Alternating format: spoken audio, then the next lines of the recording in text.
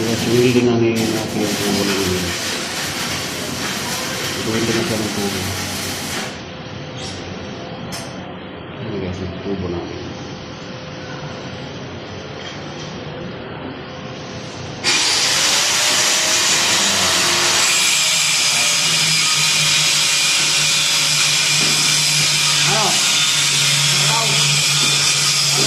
Gusto ba na kayo fitting? Ha? Fitting pa ba?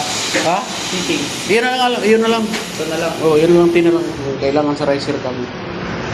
Kailangan ng ilang inches ba yung level bar natin?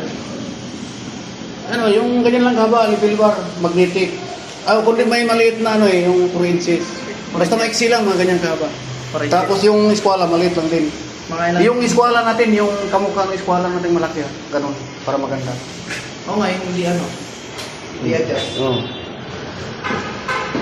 Sabi ko ito na lang talaga. Oh, yan na nga. Si Jimar, wala na siyang idadagdag dyan. Wala. Sige, yun na lang. Yung fittings na ano, 10 piraso, sabi na sir, ito sir. Saan bang ano? Ito T. Ha? T. 2x1. Ano to? O, T 2x1. 10 pieces. Ano to? Back range, 14. 14? Oo, wala. Wala nga kasi. O, sige, 14. Yan na lang sir, yan na lang daw sir kasi gamit. Sabi na sa sabay-sabay na doon natin. Wala na. Wala ang fittings kailangan. Wala na. Oh. Yung eskwala at sa caliber sir, kailangan ngayon mabili kasi gagamitin dito sa pag Riser. sa riser. Kasi sira na kamo yung level. Lalaki na. Sira na kasi di na maggamit na tulingig na. Ay, tuloy pala.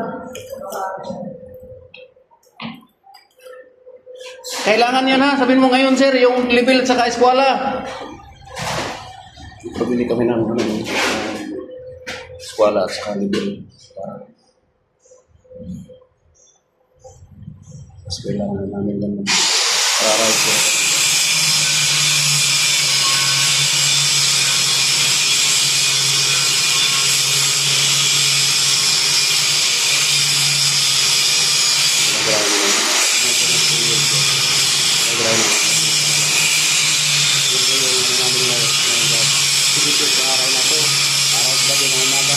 Ay, nag-welding na yung pinakit.